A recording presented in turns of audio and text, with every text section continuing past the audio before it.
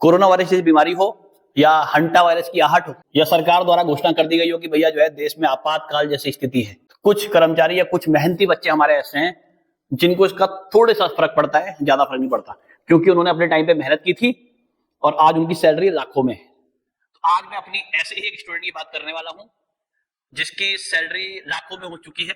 अभी मुझे परसों ही बताया उसने फोन करके कि sir I am getting 1 lakh, more than 1 lakh. तो अच्छा लगता है सुन के अपने बच्चों के बारे में। तो आपको भी मोटिवेट करने के लिए, ये बताने के लिए कि पढ़ाई करना क्यों जरूरी है और किसी भी आपदा विपदा से बचने के लिए सबसे पहले आपकी जेब में पैसा होना चाहिए। और अगर वो ऐसा पैसा हो, ह्यूज अमाउंट हो कि अगर आपकी सैलरी 1 लाख है भारत में तो आप टॉप 1% में आए थे भारत में, और उसके लिए आपको पढ़ाई करनी है। सिंपल मैथ्स, रीजनिंग, इंग्लिश और जीएस और करंट अफेयर्स, इतना करके अगर आप इतना पा सकते हो तो भैया आपको करना चाहिए। मेरा तो यही मानना है। बाकी इन्फ्लुएंसर फालतू के आपको क्या बताएंगे कि ये बेकार है वो बेकार है। 150 करोड़ की आबादी का देश है, यहाँ पे हर काम में कंपटीशन है।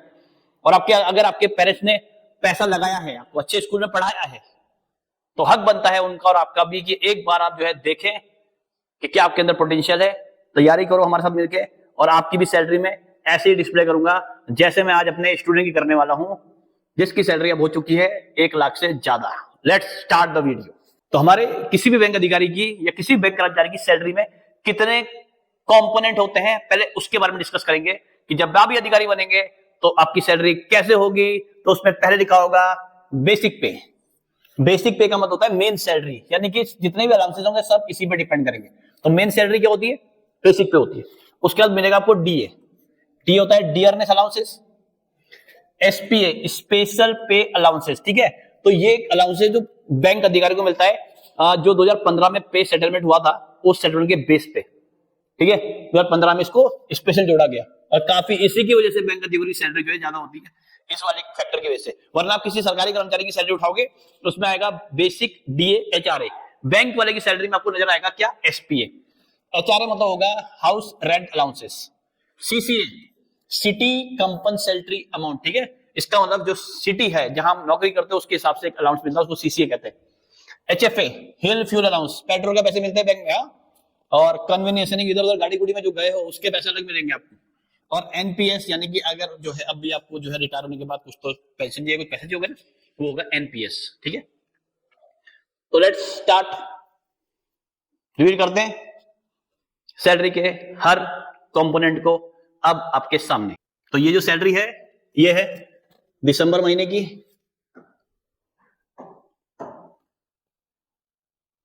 ये है दिसंबर महीने की, दिसंबर 2025 की सैलरी दी है, ठीक है।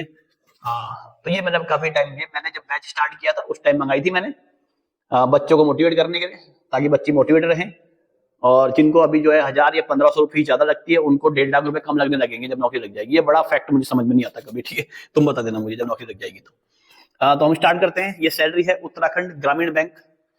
तो बेसिक पे देखते हैं। बेसिक पे आपको दिखाई दे रही है? नहीं दिखाई देती तो मैं बताता हूँ। ये है 48,48480। जूम करके देखना, लिखा हुआ है 48480, ठीक है। वरना मैं तुमको उसको पीडीएफ में दिखाने वाला हूँ थोड़ी देर में। 48,480, यानी कि कई बच्चे जो गवर्नमेंट जॉब की तैयारी करते हैं उनकी टोटल सैलरी मिलकर इतनी बनती है, उतनी हमारे ग्रामीण बैंक के अधिकारी की बेसिक सैलरी है। फिर आता है इसमें डीए। डीए है 23.93% है 23, तो ये बन जाता है 11,805। तो 48480 प्लस 11,805, ये सैलरी आ गई हमारा डीए।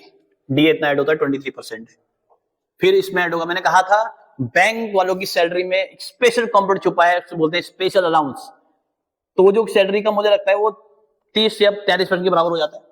स्पेशल अलाउंस देखिए कितना है, 15,922। तो ठीक है, अब ये आ गया 48480 प्लस 11,805 प्लस एचआरए इसमें मिल रहा है, एचआरए है 5818 और 15,922।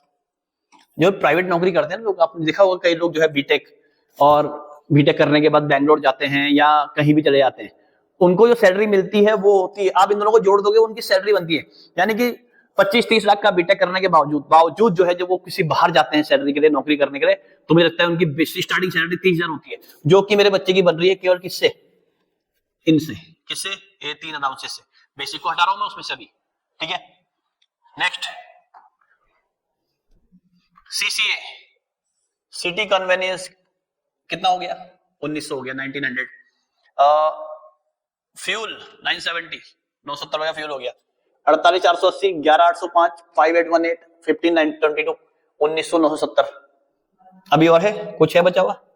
हाँ बचा हुआ सर, ये बचा हुआ कन्वीनियंस, और ये आपका एनपीएस कंट्रीब्यूशन जो सरकार ने आपको दिया होगा, और ये आपकी ये जो दिख रहा है आपको ये है आपकी, देखो जैसे ही आप नौकरी करते हो तो आपकी सैलरी से एनपीएस करते हो, तो पहले सरकार आपको बैंक आपको एनपीएस देता है, उतना ही पैसा जो है सरकार आपकी तरफ से जमा करती है, ठीक है। तो ये आपका एनपीएस हो गया, ये आपका जो है एनपीएस, और ये सब जुड़ के इसको बोलते हैं हम डिडक्शन। क्या बोलते हैं इसको? इसको हम डिडक्शन कहते हैं। ये पैसे कट जाएंगे इसकी सैलरी से, ठीक है। तो कट जाएंगे तो बाद में तो अपने को मिलेंगे ना भाई। एनपीएस कंट्रीब्यूशन अगर हो रहा है आपकी सैलरी से तो वो आप ही के तो हो रहा है जो आपकी, क्योंकि आप पता लगा कि 60 की बाद नौकरी, भाई रिटायर हो जाओगे ना, रिटायर होने के बाद जो पैसा मिलेगा भाई उसके बाद कुछ तो मिलना चाहिए तुम लोगों को, उसका सैलरी तो मिलेगी नहीं, तो उसके लिए आपकी सैलरी में से कुछ पैसा कटता है जो जाता है एनपीएस न्यू पेंशन स्कीम में। तो देखो कट रहा है 8 से 14,000 तो कट जाएंगे, ठीक है। अब फाइनल रिवील करते हैं इसको, फाइनल रिवील करते हैं कि सैलरी बनती कितनी हमारे बच्चे की।